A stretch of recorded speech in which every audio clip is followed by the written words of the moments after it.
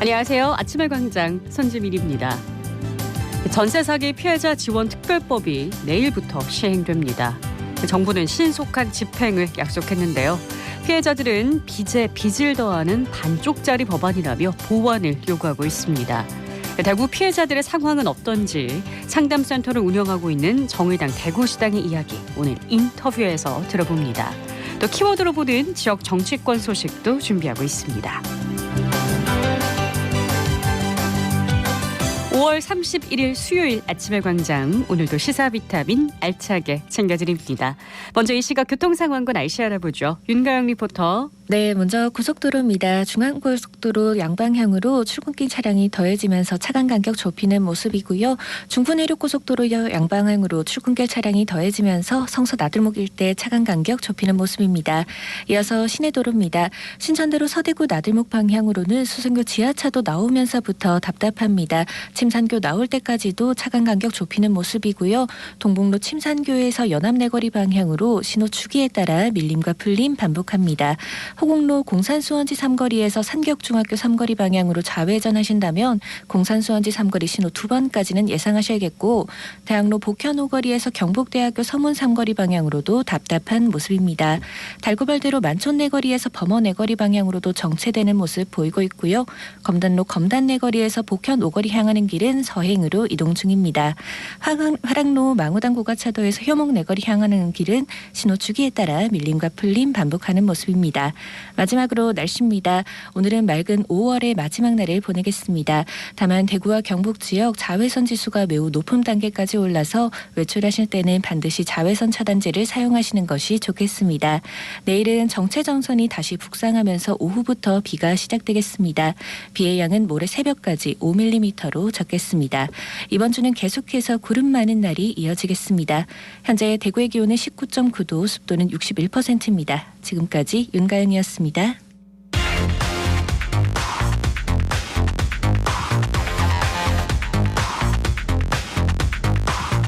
빠르고 정확하게, 명쾌하고 날카롭게, 대구 경북의 오늘을 보는 KBS 대구 아침의 광장과 함께하고 계십니다. 네, 대구 경북의 조간 브리핑으로 이어갑니다. 오늘 아침 뉴스 영남일보 민경석 기자 나오셨어요. 안녕하세요. 네, 안녕하십니까. 네, 첫 번째 소식 볼까요? 네, 합동참모본부가 북한이 오전 6시 29분쯤 남쪽 방향으로 북한이 주장하는 우주 발사체를 발사했다고 밝혔습니다. 북한이 위성을 탑재했다고 주장한 발사체를 쏜 것은 2016년 2월 7일 광명성호 이후 7년 만입니다.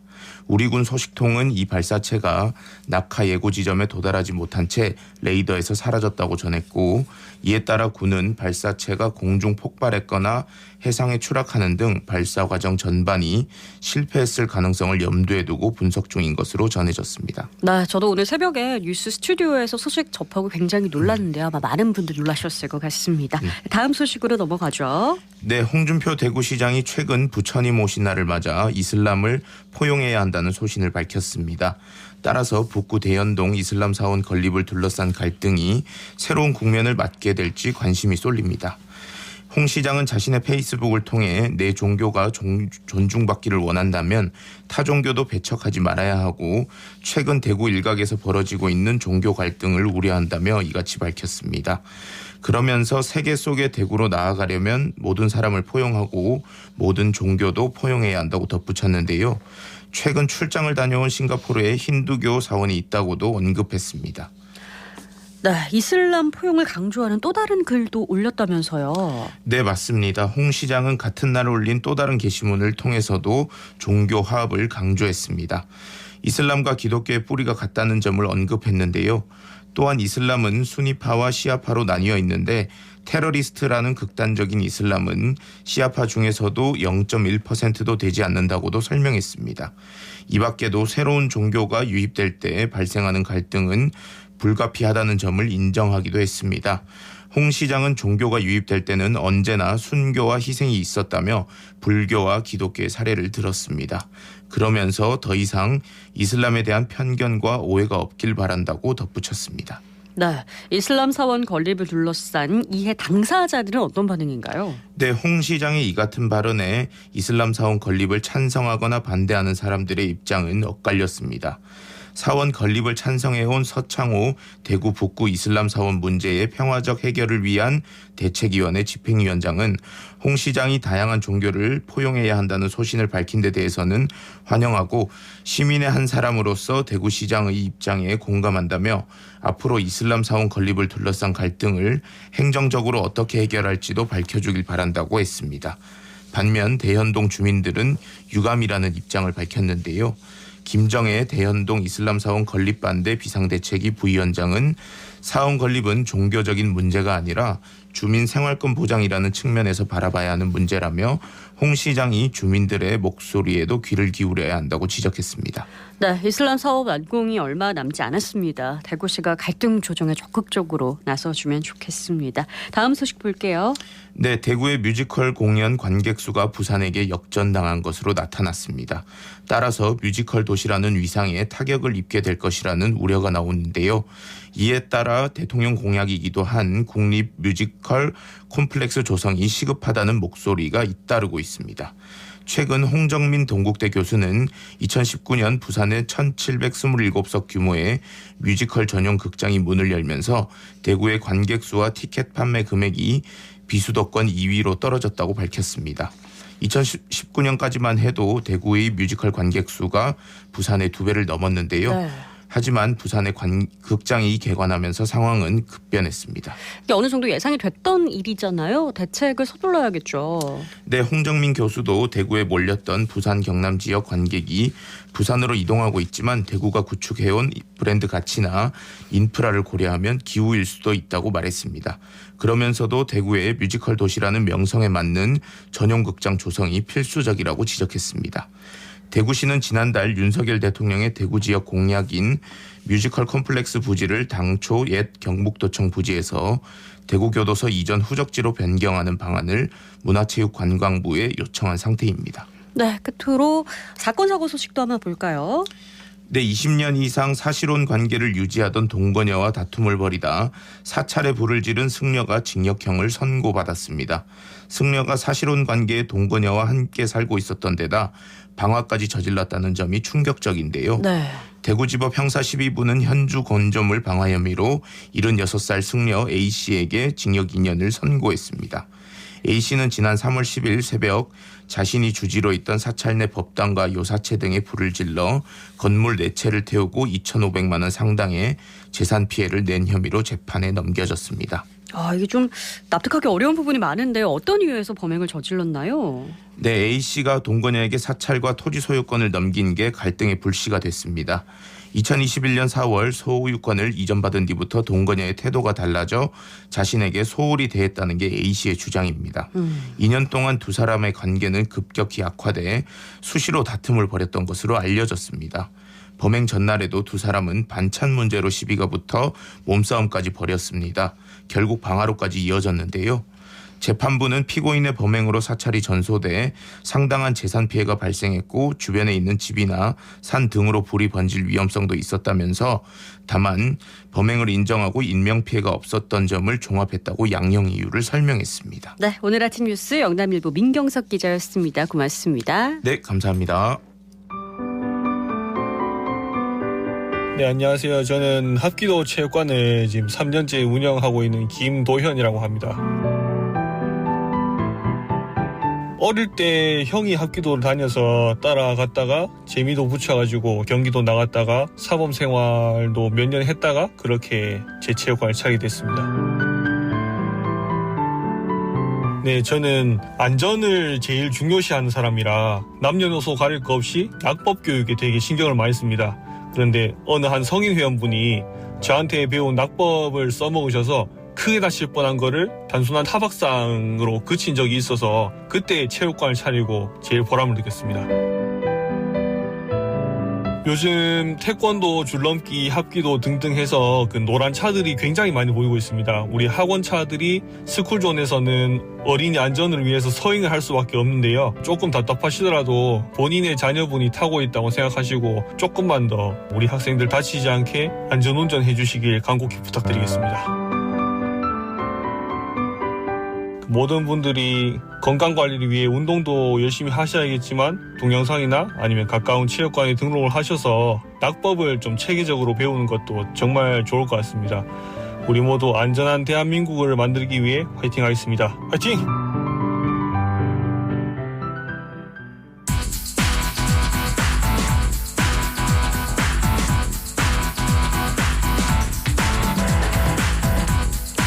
네, 아침의 광장 함께하고 계신 지금 시각 8시 40분 지나가고 있습니다. 내일부터 전세사기 피해자 지원 특별법이 시행되는데요. 우리 지역의 피해자들 상황 자세히 들어보겠습니다. 정의당 대구시당 한민정 위원장 연결합니다. 안녕하세요. 안녕하세요. 한민정입니다. 네, 정의당이 전세사기나 깡통전세 피해 상담 창구를 운영한 지 한 달 정도 됐는데 전체적으로 피해 상황이 어떻게 파악이 되고 있나요? 네, 대구 경찰청이 지난해부터 진행 중인 전세 사기 특별 단속에서도 80건이 적발돼서 60여 명이 송치되었고요. 네. 지난 3월에는 77명의 임차인에게 54억 원을 가로챈 대구판 빌라왕이 검거됐다는 이야기는 많이 들어보셨을 겁니다. 네. 2022년 한국주택금융공사가 발표한 자료에 의하면 올해 상하반기에 만기에 도래하는 전세의 경우 대구의 깡통 전세 확률이 전국에서 가장 높은 것으로 드러났습니다. 네. 대구 지역 피해는 지금부터 시작이라고 할 수 있습니다. 그렇군요. 전세 사기가 각종 다양하게 나오고 있어가지고 걱정을 안 할 수가 없는데요. 그간 상담을 요청한 분들은 어느 정도나 될까요? 네, 저희가 지난 시간 상담을 받았을 때 지금까지 총 19건이 접수가 됐고요. 네. 사례를 조금 말씀드리면 북구 침산동에서는 신탁주택을 이용해서 17가구의 전세금을 가로채서 15억 5천만 원의 피해를 입힌 경우가 있었고요. 네. 그리고 북구 도남동에서는 5가구가 경매에 넘어간 경우가 있었습니다. 그 외에도 달서구에서는 전세가가 2억이나 떨어지면서 깡통 전세 피해를 우려하는 상담도 있었습니다. 네. 또한 집주인한테 전세금을 돌려줄 수 없다는 통보를 받고 소송에 들어간 경우가 많았습니다. 그리고 한 가지는 생계형 임대인들의 전화도 여러 건 있었는데요. 전세금을 돌려주려고 해도 돌려줄 수 없는 상황에서 해결책이 있을까 해서 연락이 오기도 했었습니다. 그렇군요. 이 상담 전화가 임대인도 온다는 게 네네. 상당히 불안정한 상황이다. 이걸 느낄 수가 있는데요. 그렇죠. 예, 예. 네, 그 북구 아까 말씀하셨던 아마 침산동 얘기인 것 같아요. 네. 이 신탁 사기 피해 요거 좀 자세히 한번 알아볼까요? 네네. 건물 주인이 신탁 회사에 부동산 담보 신탁 계약서를 써서 소유권을 넘겼습니다. 네. 이 소유권이 신탁 회사에 있기 때문에 주인은 세입자와 임대차 계약을 할 수가 없습니다. 그런데 건물 주인이 소유권을 갖고 있는 신탁 회사의 동의가 없이 17가구와 임대차 계약을 맺은 거고요. 네. 그 이후에 이 건물의 채권자인 신협에서 각 세대의 임차인들에게 내용 증명을 보내서 오늘까지 5월 31일까지 자진 퇴거를 요청했습니다. 네. 신협의 입장은 세입자들이 불법으로 공간을 점유했기 때문에 나가라는 건데 현행법으로는 구제할 방법이 없어서 세입자들이 10원도 받지 못하고 쫓겨내야 될 상황입니다. 말씀드린 것처럼 총 17가구나 되고요. 피해액도 15억 원이 넘습니다. 이 중에는 7가구가 신혼부부인 젊은 층이고요. 그리고 다수가 아이들을 키우고 있는 세대라서 많이 안타까운 상황입니다. 그렇군요. 아이를 키우고 있는데 불법 점유다. 이런 통보를 받으면 정말 좀 힘들 것 같은데. 그렇죠. 네네. 이런 신탁 사기는 전세사기 특별법 내일부터 시행이 되는데 이런 걸로 피해 회복이 될까 아마 많은 분들이 궁금해하실 것 같아요. 네네. 다행히 25일 통과된 특별법에서는 부분적인 지원이 가능합니다. 이사를 해야 할 테니 무이자 전세 대출이 가능하다는 거고요. 네. 그리고 생계가 어려운 가구에게는 진급복지 지원을 가능하다는 결론이 나왔습니다. 하지만 이 대책은 피해자들을 위한 지원책이라고 할 수 없습니다. 이것으로는 피해 회복이 불가능하기 때문입니다. 피해자들의 경우 계약 자체가 무효이기 때문에 대항력이 없다는 이유로 피해 일부만 인정하겠다는 건데요. 신탁 신탁 사기 피해자들도 엄연한 부동산 사기 피해자입니다. 그래서 피해자들이 받는 지원이 모두 이루어져야 합니다. 이것은 앞으로 법안 개정이 필요한 부분이기도 합니다. 그렇습니다. 이게 또 얘기 들어보니까 긴급복지 지원의 규모라든가 이런 것도 좀 정확하게 얘기를 들어봐야 될 것 같고 피해 네. 구제라기보다는 복지 확대 수준이다 이런 생각을 떨쳐낼 수가 없는데요. 네네네. 전세사기 특별법에 사각지대가 많다는 비판이 많습니다. 이 주요 네. 내용과 실효성 한번 짚어보죠. 네. 처음 정부와는 피해자들을 위해 할 수 있는 것이 별로 없다는 입장이었습니다. 하지만 인천에서 4명이나 자살하는 안타까운 사건이 네. 발생을 했고 또 정의당을 비롯해서 야당에서 피해자들이 요구하는 안을 끝까지 밀어붙이면서 수용되기도 했는데요. 주요한 내용으로는 채무 조정과 신용 회복 관련한 겁니다. 대출받은 전세금의 경우에 보증기관이 은행에 먼저 변제를 하고 피해자는 20년 동안 분할 상환할 수 있도록 했습니다. 네. 이와 관련해서는 20년 동안 신용 등급에 불이익이 없도록도 했고요. 네. 그리고 최우선 변제금 대출이 있는데요. 네네. 최우선 변제금은 소액 임차인 보호를 위해서 배당 순위에 상관없이 우선 변제하도록 한 것인데 이 최우선 변제금에 한해서 정부가 10년간 무이자 대출을 제시했습니다. 그리고 경매나 공매가 진행이 될 때 피해자에게 우선 매수권을 부여했고요. 네. 또 피해자 범위가 처음 정부의 안보도 확대되었습니다. 피해 보증금이 3억에서 최대 5억까지 상향되었다는 것은 긍정적이라고 할 수 있습니다. 하지만 실효성에 대해서는 문제 제기가 많습니다. 네. 핵심은 피해자들의 보증금이 보전되지 않는 특별법이라는 건데요. 우선 최우선 변제금 무이자 대출은 피해자들에게 빚을 내서 전세를 들어갔다가 사기를 당했는데 네. 다시 빚을 더 내라는 것이거든요. 이마저도 전세 대출만 가능해서 전세 피해자들이 사용하기 어렵다는 것이 피해자들의 입장입니다. 그리고 피해자들이 20년 동안 기존 보증금을 떠안아야 되기 때문에 피해 회복이 아닌 피해 지연에 불과하다는 것이고요. 무엇보다도 피해자들의 전 재산인 보증금의 회복이 없이는 네. 일상을 회복하기 힘들기 때문에 이후 보증금 보전에 대한 방안이 마련되어야 합니다. 저희는 전세 사기와 깡통 전세는 정책 실패의 결과라고 생각을 합니다. 정부는 이것이 사회적 재난임을 인정을 하고 네. 피해 대책을 마련해야 합니다. 정말 시민들이 열심히 정부 정책을 따르고 내 집 네. 마련에 소박한 꿈을 꾼 시민들의 고통을 정부가 외면해서는 안 된다고 생각을 합니다. 네. 이번 특별법 관련해서요. 노숙자 명의 이전 피해도 회복이 가능한지도 궁금한데요. 현재는 노숙자 명의 이전은 회복이 가능하지 않습니다. 피해자의 범위가 네. 지금 현재는 상당히 축소되어져 있고 이 축소되어져 있는 걸 가지고 피해 범위를 확대하라는 것이 지금 네. 현재 피해자들이 요구하고 있는 사항입니다. 그렇군요. 이 특별법 적용 대상에 대해서도 앞으로도 계속 논의가 필요할 것 같은데요. 네네네. 그러면은 실질적인 피해 회복이 되려면은 어떤 보완이 필요하다고 보시나요? 네, 첫째는 특별법 적용 대상 범위를 말씀드렸던 것처럼 넓혀야 하는 확대를 것입니다. 해야 된다. 네. 예, 그래서 대표적으로 아까 말씀드렸던 신탁 사기 피해자, 그리고 이중 계약 피해자, 네. 그리고 입주 전에 사기를 받은 피해들도 많으시거든요. 이런 부분들까지도 네. 특별법에 적용이 되어야 된다는 것이고요. 네. 두 번째는 보증금에 대해서는 공공이 매입한 후에 시장에 이것을 매각해서 비용을 환수하는 방안을 도입해야 된다는 겁니다. 그리고 피해 주민들이 얘기하는 바로 선구제 후 회수 방안을 세우는 것이 가장 네. 보완되어야 될 부분이라고 생각을 하고요. 네. 그리고 전세 사기 피해자 중에 최우선 변제금도 못 받게 된 피해자들에게는 최우선 변제금과 그리고 경매 등을 통해서 회수되는 회수금의 차익을 네. 주거비로 지원하도록 해야 한다는 겁니다. 그리고 앞으로 특별법 적용에 있어서 향후 피해자로 인정받지 못하는 사례가 발생을 할 수 있습니다. 네. 그래서 전세 사기 피해자를 결정하는 전세 사기 피해 지원 위원회가 제대로 운영이 되어야 하고요. 네. 마지막으로 지금도 경매가 진행되는 경우가 있습니다. 네. 사회적 재난 앞에 시중은행들이 자기 이속만 먼저 챙기는 일이 없도록 행정이 잘 견제할 수 있었으면 좋겠습니다. 네. 그리고 우리 지역 차원에서 후속 조치도 좀 필요하지 않을까 싶은데요. 네네. 저 전세사기 피해는 말씀드렸던 것처럼 지금부터 시작입니다. 그래서 대구시의 빠른 지원책 마련이 정말 중요하고요. 네. 대구시가 피해자 실태 조사를 해야 되고요. 네. 그리고 피해자를 위한 전담 창구, 그리고 피해자를 위한 지원센터를 설치해야 합니다. 하지만 지금도 피해 시민들이 쉽게 접근할 수 있는 방안이 마련되지 않고 있고요. 네. 시민들이 어디에 전화를 해야 될지조차 알 수 없는 상황입니다. 그래서 대구시의 빠른 지원책 마련을 촉구를 하고요. 네. 정의당 대구시당도 계속 상담 창구를 운영하고 있습니다. 그리고 내일은 피해자 간담회를 비롯해서 네. 다음 주에는 전세 사기 깡통 전세 피해 시민 대책위가 출범할 예정입니다. 피해를 입은 분들이 마치 자기가 잘못한 것처럼 주춤하고 피해 사실을 드러내는 것조차 조심스러워하십니다. 그러지 네. 않길 바라고요. 사회적 재난 앞에 정부와 지자체가 대책을 잘 마련하도록 정의당이 최선을 다해서 노력하겠습니다. 네, 감사합니다. 지금까지 정의당 대구시당 한민정 위원장과 이야기 나눴습니다. 고맙습니다. 고맙습니다.